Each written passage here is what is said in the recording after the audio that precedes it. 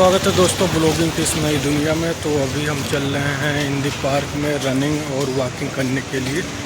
आज सुबह देर हो गई क्योंकि मैं जब पढ़ाई करता था तो सुबह जल्दी पहुंच जाता था, 7:30 या 7 बजे के आसपास में। आज 9 बज चुके। तो finally I hope you will aware about this park, क्योंकि मैं यहीं पर आता जाता रहता हूँ। So you can see out this green view of the park and मैं एंट्री कर चुका हूँ और चलते हैं, थोड़ा रनिंग और वॉकिंग करते हैं। बहुत ही अच्छा लगता है ऐसा पार्क। तो भाई एग्ज़ाम तो हो गया है अच्छे से, बशर्ते कुछ चीज़ें अनएक्सपेक्टेड पूछ लिया जीके जीएस का, जो कि ऐसा आशा नहीं करके गया था कि ऐसी सारी चीज़ें पूछेंगी, बट क्या ही बताएं। बाकी मैथ्स में भी अच्छा स्कोर किया, रीजनिंग में भी अच्छा स्कोर गया और हिंदी में सबसे अच्छा स्कोर गया।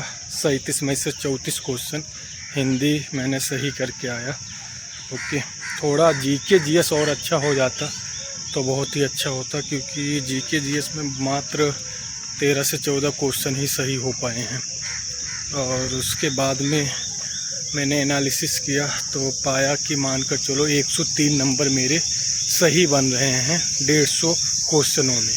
तो 103 question, it means we can say that अपना जो नंबर बन रहा है वो 206 नंबर बन रहे हैं, जो कि फाइनल कट ऑफ तो 206 पर जाएगी नहीं, ये बहुत ही हाई जाएगी। एटलीस्ट मानकर चलिए कि 250 के पार जाएगी ये।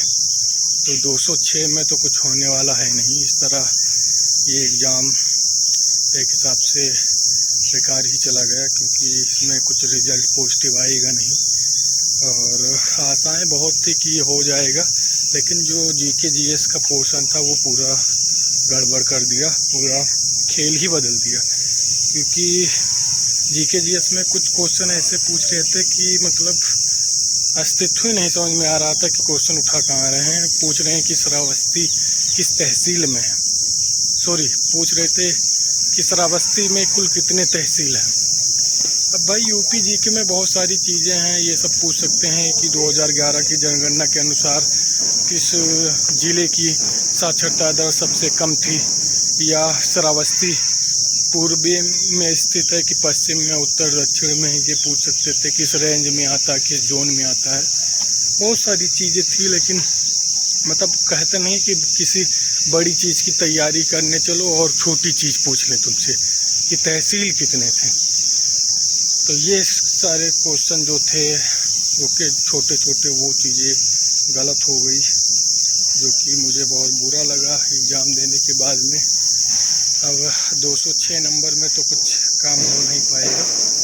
ओके, अब अपने आप को और मजबूत बनाना पड़ेगा, तभी कुछ हो पाएगा। क्योंकि इस क्वेश्चन पेपर तो इजी था, अब हो नहीं पाया वो तो हमारी ही गलती अब होगी, क्योंकि क्वेश्चन पेपर बहुत बड़ा भी नहीं था और चीज़ें बस वही थी कि बहुत साधारण चीज़ें पूछ ली थे, तो इसलिए चीज़ें थोड़ा गड़बड़ हो गई।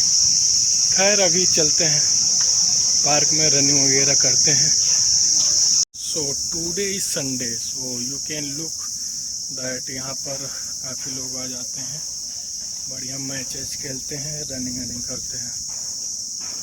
फाइनली दोपहर के बज चुके हैं 1:30 और मैंने खाना खा लिया है बाहर से, क्योंकि स्टडी कर रहा था तो उतना टाइम मिला नहीं था खाना बनाने के लिए।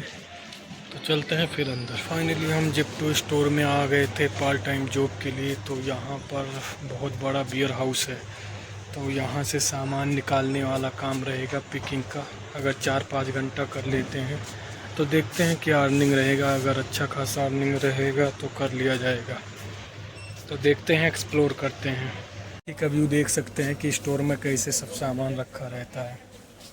कर रहा हूँ, अभी मैं मार्केट में आ गया हूँ, देख सकते हैं भीड़ कितनी है, और ये दिल्ली बॉर्डर पर है। फाइनली अब निकलने का टाइम आ गया है। यहाँ घूम रहे थे दोस्त के साथ में और अभी हम दिल्ली में हैं।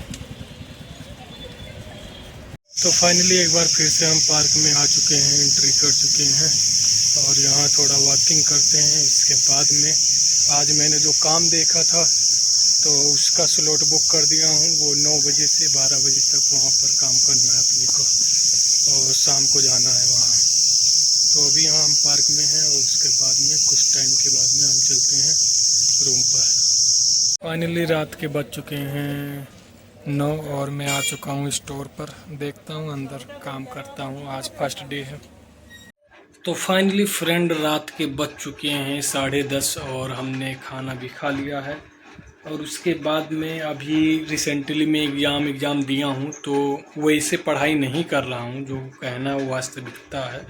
पहले क्या था 8-8 9-9 घंटे हो जाते थे, लेकिन अभी 2-4 दिन रेस्ट पर हूँ।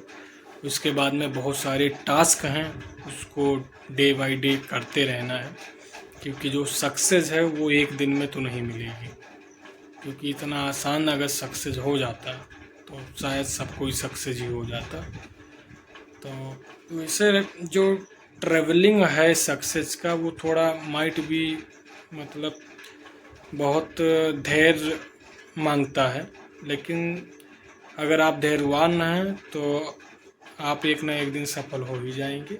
इसी आस के साथ में मैं भी हूँ। देखो आगे क्या होता है। अभी तो मैं खैर सोने जा रहा हूँ। मिलता हूँ अपने एक नए ब्लॉग में।